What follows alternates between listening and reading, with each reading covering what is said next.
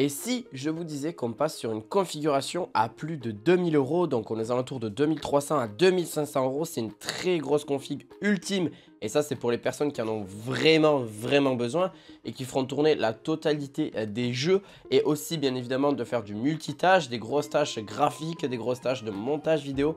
Il n'y aura aucun problème. Alors, bien sûr, il va y avoir deux processeurs et forcément deux, trois petits ajouts dont je vais vous parler par la suite dans cette config parce que c'est quand même une config de luxe mais qui peut être plus ou moins cher en fonction des composants que je vais vous conseiller.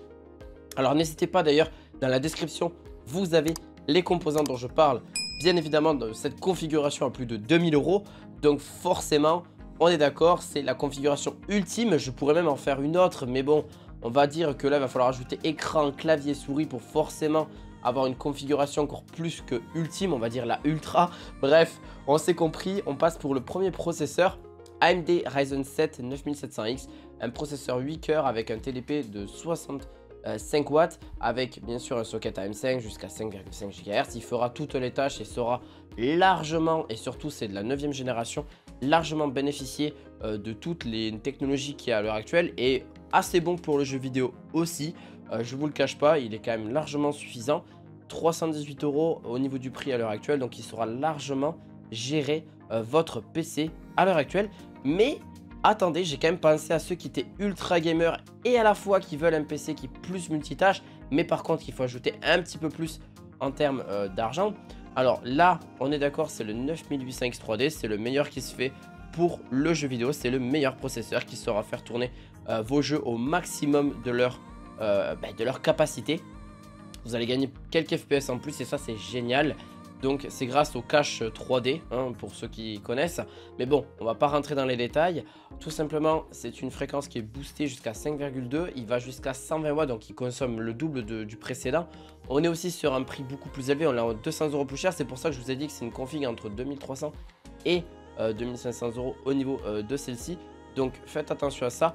On est parti pour la carte mère dont je vais vous parler directement. Oui, cette carte mère est une carte mère Wi-Fi, la B650 Gaming Wi-Fi Plus tout simplement. Alors pourquoi? Parce que celle-ci peut accueillir des précédentes générations en termes de processeurs. Elle est possible en DDR5, ça c'est génial. Gen 4 au niveau donc de... voilà, on peut avoir la capacité de mettre 2 SSD. Donc ça c'est génial. Bon voilà, très grosse carte mère ATX. Voilà, vous avez le Wi-Fi qui est disponible dessus. Et j'en passe, c'est du Wi-Fi 6E, donc avant-dernière génération. Là-dessus, on est tranquille. Vous aurez aucun problème. Et encore aujourd'hui, je le conseille à tout le monde de prendre une carte mère avec Wi-Fi. Pas sans Wi-Fi, comme ça, si vraiment vous n'êtes pas chez vous, vous n'avez pas la capacité de vous mettre en câble, ou alors de prendre encore un supplément au niveau de la carte, voilà, de la carte mère, prendre un supplément, donc une carte Wi-Fi. C'est pas génial, là au moins vous êtes tranquille, vous avez tout au même endroit et au moins ça prendra beaucoup moins de place et tout est équipé. Et même la carte mère, je la trouve déjà très bien finie. MSI aussi font de très bonnes cartes mères, donc en description de vidéo. On partira directement sur les refroidisseurs, donc il y en a deux, il y en a une ça va être avec water cooling et l'autre sans.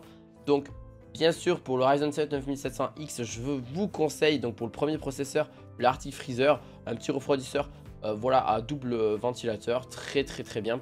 Juste un seul radiateur par contre pour celui-ci, mais saura largement refroidir votre processeur sans problème. Et au moins ça coûte beaucoup moins cher que là on va dire au niveau du water cooling que je vais vous recommander, qui est à 240 mm, 83 euros. Et aussi donc saura largement refroidir votre PC. Alors pourquoi j'ai pris cette couleur là, vous allez voir un peu par la suite avec le boîtier d'un PC. Donc 240 mm, oui ça refroidit forcément moins bien qu'un 380, qu'un 360, un 280 ou un 420 mm. C'est largement suffisant pour le processeur que vous avez. On a aussi la RAM, 32 Go de RAM basique, voilà simple, 6000 MHz à monter bien sûr.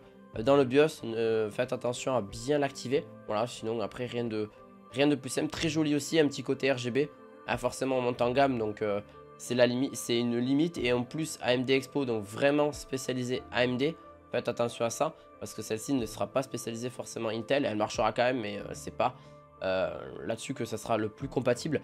On a aussi le SSD que j'ai précédemment dans la précédente config et qui celui-ci était un 990 EVO plus aussi, Mais là, c'est une version 2 Tera. Donc parfait pour le gaming ou pour la bureautique. Génial pour démarrer votre ordinateur. 2 Tera, c'est largement suffisant pour installer déjà pas mal de jeux. Et mettre de gros fichiers si vous le souhaitez. Néanmoins, vous pouvez avoir un deuxième SSD, mais bon, forcément, ça sera un autre prix. Là, vous ajoutez peut-être 70 ou 100 euros de plus là-dessus. On partira sur une très bonne carte graphique. C'est celle qui coûte le plus cher parmi toute la configuration. Mais en vrai, on est sur une pépite. Hein. Là, vous ferez tourner les jeux en 4K, 2K, alors là, sans aucun souci, 4K sans aucun problème. La 5080 est le parfait compromis pour vraiment faire tourner les jeux en 4K. C'est même mieux forcément que par beaucoup de cartes graphiques. Par exemple, même la 5090, je la trouve pas nécessaire. Même si c'est beaucoup mieux pour de la 3D ou pour de la 4K. Mais là, vraiment, elle saura faire tourner tous les jeux sans aucun problème. 16 Go de VRAM, ça suffit largement pour faire tourner tous les jeux à l'heure actuelle. Je trouve, personnellement, c'est pour moi un très bon compromis.